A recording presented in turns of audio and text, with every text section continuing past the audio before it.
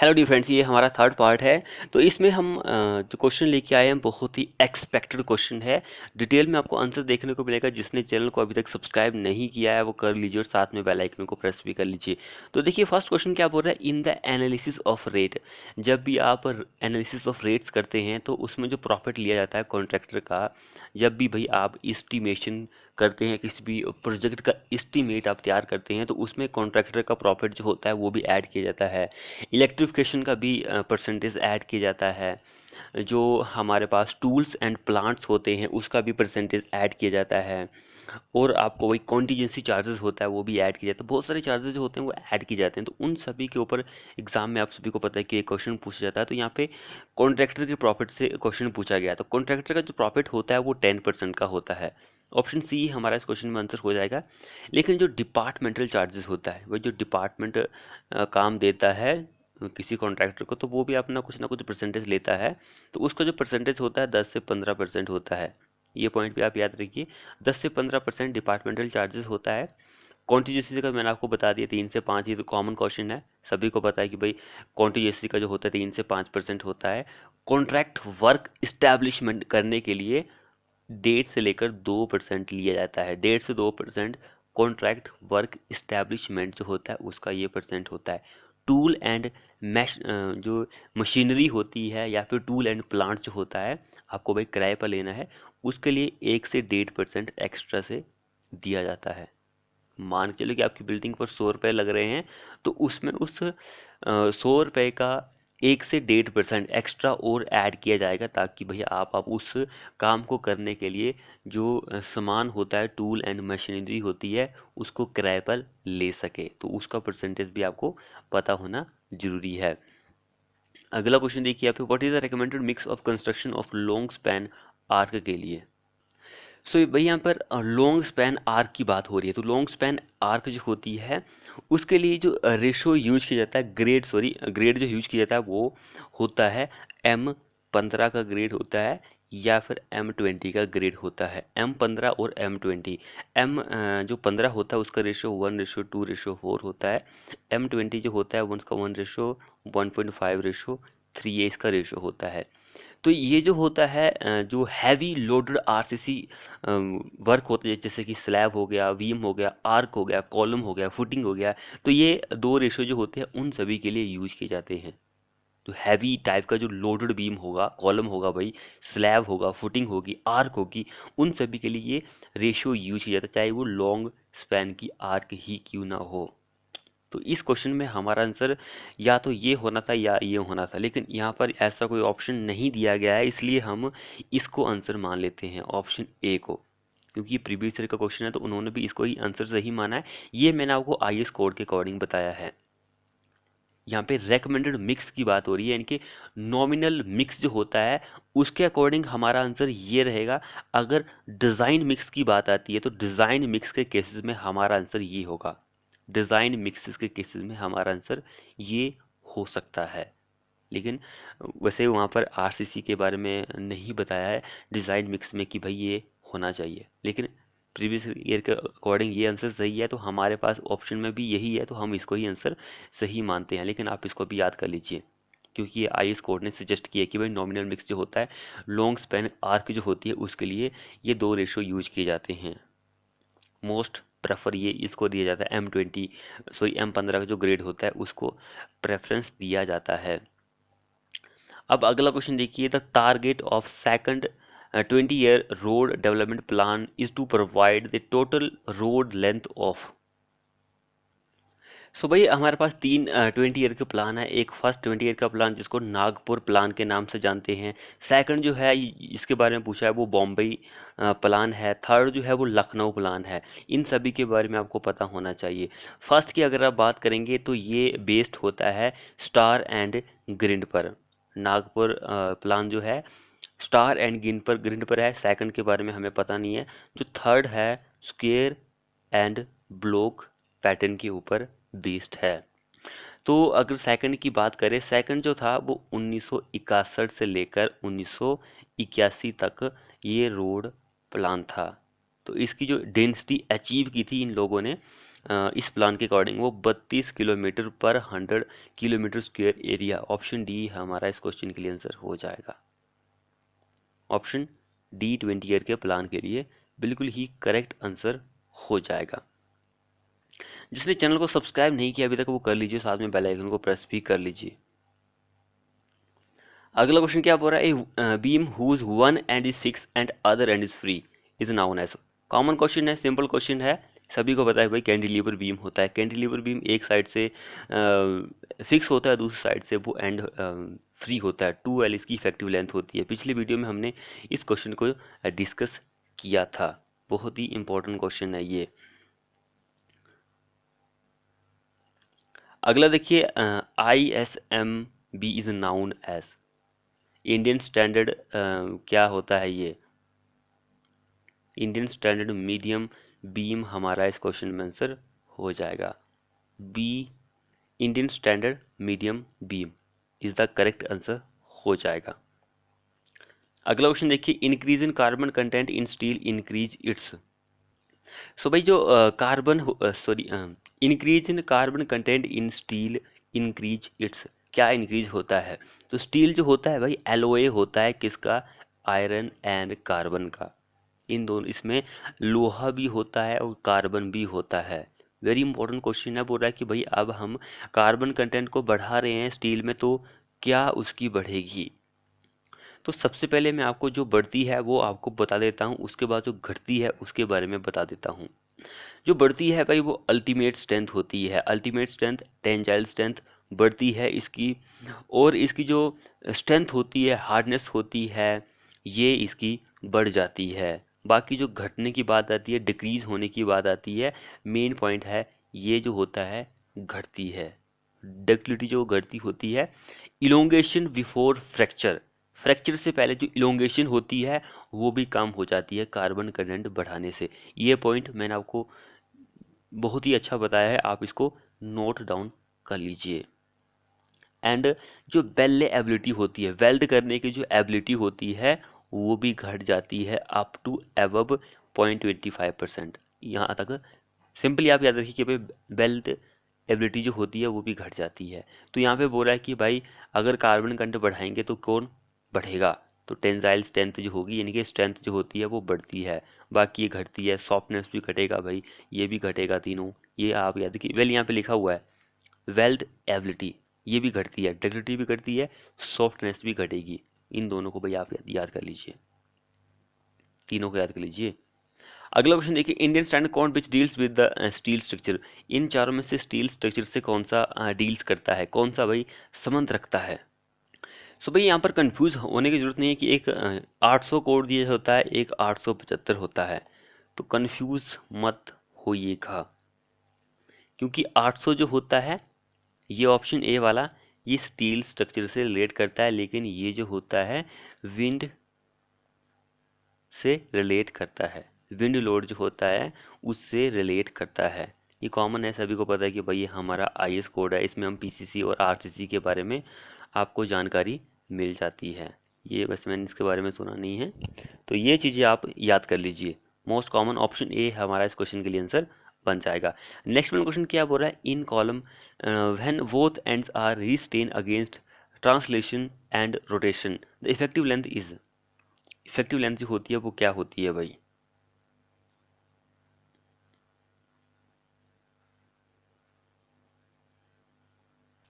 Very very important question है। बोल रहा है कि वह दोनों एंड जो हैं वो फिक्स हैं, दोनों एंड फिक्स दिए गए हैं। सो बोथ एंड्स फिक्स हैं, लेकिन दोनों एंड जो है वो क्या कर रहे हैं, रजिस्ट कर रहे हैं रोटेशन जो है। तो इफेक्टिव लेंथ होगी कितनी होगी? तो इफेक्टिव लेंथ जो होती है वो 0.65L होती है। अगर दोनों एंड जो हैं फिक्स हैं, लेकिन एक एंड जो है वो ही सिर्फ रोटेशन को रजिस्ट कर रहा है, रोक रहा है, उस केसेस में हमारा जो आंसर होता है वो 0.80 होता है। ये पॉइंट भी आप याद कर लीजिए। फिक्स, दोनों एंड फिक्स हैं, दोनों ही रजिस्ट कर रहे हैं रोटेशन को, तो हमारा आंसर ये होगा। अगर एक एंड कर रहा है तो हमारा आंसर ये होगा। ऑप्शन डी हमारा इस क्वेश्चन के लिए आंसर बन जाएगा। और केस एक ऐसा भी होता है भाई, दोनों एंड जो होते हैं फिक्स होते हैं, लेकिन दोनों एंड जो होते हैं वो रोटेशन जो होती है उसको रजिस्ट नहीं कर सकते हैं, दोनों एंड जो है नहीं कर सकते हैं। उस केसेस में हमारा आंसर 1L होता है। 0.65 एक के लिए, दो के लिए, 0.80 एक के लिए, एंड ये 1L जो होता है वो किस दोनों के लिए। तो ये चीज़ें आपके दिमाग में बिठा लीजिए भाई। मोस्ट मैंने आपको ट्रिक बता दी है इसको याद करने के लिए, तो हमारा आंसर डी आंसर बन जाएगा इस क्वेश्चन के लिए। अगला क्वेश्चन हम यहाँ पे देखते हैं, the modulus of elasticity of steel is assumed to be. कितनी होती है भाई मॉडुलस ऑफ इलास्टिसिटी जो होती है स्टील की। वेरी वेरी इंपॉर्टेंट क्वेश्चन है ये भाई। स्टील जो है बहुत ही कॉमन टॉपिक है ये, क्योंकि यहाँ से बहुत सारे क्वेश्चन जो है पूछे जाते हैं। तो स्टील जो होता है इसकी मॉडुलस ऑफ इलास्टिसिटी की बात कर रहा है यहाँ पर। तो इसकी जो मॉडुलस ऑफ इलास्टिसिटी होती है वो होती है 2 × 10⁻⁵ न्यूटन पर mm²। 2 × 10⁵ इट मीन्स कि 2 के बाद हमारी 10 5 जीरो हैं भाई। तो 5 जीरो आप लगा देंगे यहाँ पर, तो ये देखिए हमारे पास 2 4 5 2, 2 4 5 2, ये हमारे पास आंसर बन गया न्यूटन पर mm² में। 2 × 10⁵ ये आंसर आप सभी को पता होगा, लेकिन ये वाला आंसर कई स्टूडेंट होंगे जिनको नहीं पता होगा। ये न्यूटन पर mm² में वैल्यू दी है। अगर आपसे किलो न्यूटन में बताएगा तो आपको 200 किलो न्यूटन पर mm² हमारा आंसर हो जाएगा। ये आप याद कर लीजिए। पॉइजन रेशियो कितना होता है स्टील का? 0.3 होता है। मोस्ट कॉमन क्वेश्चन है ये भी। एंड यहाँ पर अगर आप बात करेंगे कि भाई मॉडुलस ऑफ रिजिडिटी जो होती है वो कितनी होती है, रिजिडिटी जो होती है तो वो होती है 0.769 इंटू 10⁵ न्यूटन पर mm²। ये कॉमन क्वेश्चन है। तो यहाँ पर भी 5 जीरो ही बता रहा है भाई, इसके आगे 5 जीरो लगा देंगे तो हमारा आंसर ये बन जाएगा रिजिडिटी का। कोएफिशिएंट ऑफ थर्मल एक्सपेंशन जो होता है इसको लेकर भी एग्जाम में क्वेश्चन पूछ जाता है। तो ये ऑलमोस्ट स्टील एंड कंक्रीट का सेम ही होता है। इस तरह का क्वेश्चन पूछा गया है। तो यहाँ पे स्टील का मैं आपको बता देता हूँ कि 12 इंटू 10⁻⁻6 पर डिग्री सेल्सियस ये होता है स्टील का। तो ये चीज़ आप अपने दिमाग में बिठा लीजिए, मोस्ट इम्पॉर्टेंट क्वेश्चन है ये। अगला देखेंगे हम भी, चौथा, following is the major advantage in using steel as structural material. Most advantage क्या होता है स्टील के बारे में? हमने पिछले वीडियो में आपको थोड़ा बहुत बताया था कि भाई स्टील क्या होता है, इसके जो एडवांटेज होते हैं वो कौन कौन से हो सकते हैं। तो इसके बारे में आपको पता होना ज़रूरी है। तो जिसने चैनल को अभी तक सब्सक्राइब नहीं किया वो कर लीजिए और साथ में बेल आइकन को प्रेस भी कर लीजिए। तो यहाँ पर जो हमारा आंसर रहेगा high strength per unit weight, ये इसका मेजर एडवांटेज है। लेस, ये तो लगता है इरोजन फायर रेजिस्टेंस होता है भाई, ये भी लेस हीट ये भी होता है।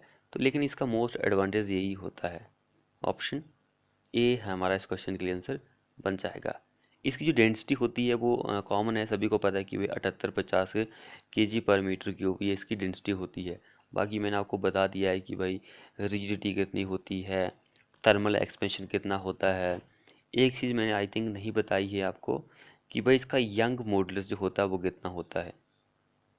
यंग मॉडुलस इलास्टिसिटी एक ही बात है, तो कंफ्यूज नहीं होना है। अगला देखिए, steel member which is subjected to primary tension is called. इन चारों में से कौन सा होता है जिसके ऊपर सबसे पहले टेंशन लगती है? भाई टाई मेंबर एक टेंशन मेंबर होता है, बाकी नहीं है, ये कंप्रेशन मेंबर है। बाकी दो sling and strut compression member है, कॉमन चीज़ें हैं। अब नेक्स्ट में देखिए, the scrap value of buildings में be about dash percentage about the total cost of the construction. ये भी हम कई बार डिस्कस कर चुके हैं।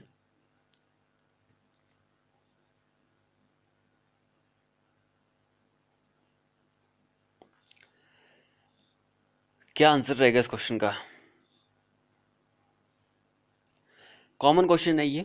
स्क्रैप वैल्यू 10% होती है total cost of the building से। तो ये स्क्रैप वैल्यू जो होती है ये कुछ परिस्थिति जो होती है उसमें सिर्फ नेगेटिव आती है, लेकिन जो सल्वेज वैल्यू होती है, सल्वेज होती है, वो नेगेटिव और पॉजिटिव दोनों हो सकती है। ये चीज़ आपने दिमाग में बिठा लीजिए कि भाई नेगेटिव कौन सी होती है और नेगेटिव पॉजिटिव दोनों कौन सी हो सकती है। कॉमन क्वेश्चन है ये, हम मैंने आपको डेफिनेशन बताई कि भाई आपने जो कोई बिल्डिंग है 1 लाख रुपए में कोई एक कमरा बनाया था, तो वो कमरा जो था 10 सालों तक उसको जीवित रहना था। एक एग्जांपल मैं आपको बता रहा हूँ। तो उसने 10 साल पूरे कर लिए। 10 साल के बाद जब आपने उसको तोड़ा, तो तोड़ने के बाद जो उसका जो कबाड़ होता है, स्क्रैप मटेरियल होता है, उसको बेच दिया। तो 1 लाख का 10% यानी कि 10,000 में वो कबाड़ बिकना चाहिए, उसको स्क्रैप वैल्यू के नाम से जानते हैं। नेक्स्ट देखिए, which of the following is determinate structure. Determinate structure इन चारों में से कौन सा होता है? 3 हिंज, 2 हिंज, फिक्स बीम या कंटिन्यूस बीम? कौन सा होता है भाई डिटर्मिनेट स्ट्रक्चर?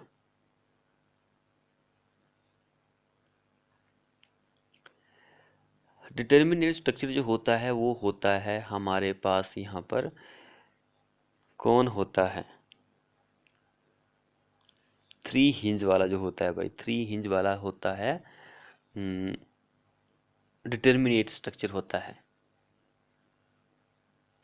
और ये तीनों जो जो बन गए वो क्या होगा? इनडिटर्मिनेट बन जाएंगे अब, क्योंकि ये डिटर्मिनेट है तो ये तीनों ऑटोमेटिकली इनडिटर्मिनेट बन जाएंगे। तो ये चीज़ आप अपने दिमाग में बिठा लीजिए।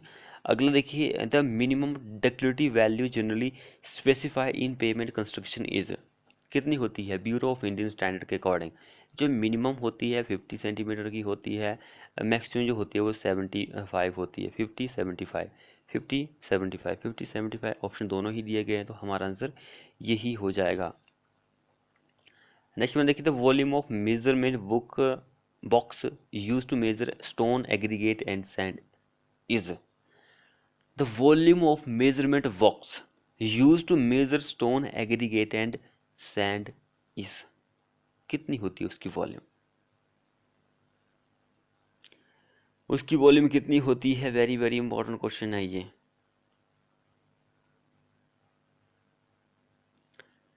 तो उसकी जो वॉल्यूम होती है वो 1.25 क्यूबिक फीट होती है। 1.5। यस, ये ऑप्शन बी हमारा इस क्वेश्चन के लिए आंसर आंसर हो जाएगा। नेक्स्ट देखिए, an indeterminate beam can be analyze by using. किसके द्वारा एनालाइज किया जा सकता है? तो वो होती है equation of equilibrium along with compatibility condition. इसके द्वारा ही एनालाइज की जा सकती है। नेक्स्ट देखिए, which instrument is use to measure the earth resistance. इन चारों में से अर्थ का जो रेजिस्टेंस होता है उसको किसके द्वारा मेजर किया जा सकता है? तो वो होता है मैगर। मैगर जो होता है इसके द्वारा ही किया जा सकता है अर्थ रेजिस्टेंस जो होता है।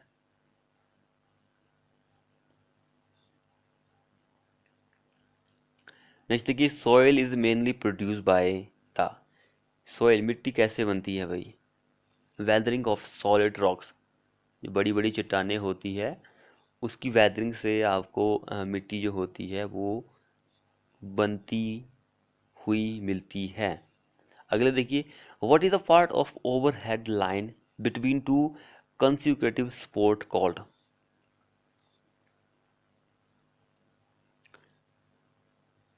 क्या आंसर रहेगा इस क्वेश्चन का? तो उसको आप स्पैन के नाम से जानते हैं। दो लाइन के बीच में मान के स्पोर्ट है, इसके बीच में स्पैन ही आप उसको बोलेंगे। अगला देखिए, what happen to the potential distribution if the value of string efficiency is higher. String efficiency जो है हायर है तो वो मोर यूनिफॉर्म बन जाएगा।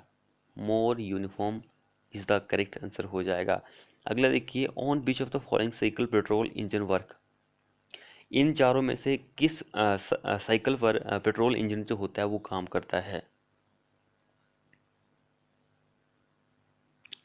किस सर्कल पर करता है? सो पेट्रोल इंजन हो या फिर गैसोलीन जो होता है वो उस तरह का इंजन हो, तो वो दोनों जो होते हैं वो ऑटो साइकिल जो होता है इस पर ही काम करते हैं। अगला देखिए, which of the following is based on the first law of thermodynamic. Which of the following is based on the first law of thermodynamic. तो law of conservation of energy first thermodynamic law पर based है। Option D हमारा इस question के लिए answer हो जाएगा। Next में देखिए, which of the following type of stress cause fatigue failure in any metal part component in motion. तो वो होता है फ्लक्कू एचिंग स्ट्रेसेस जो होता है, यही आपको देखने को मिलता है। नेक्स्ट देखिए, which type of welding is used in ship building industry for splicing and fabricating सब असेंबली।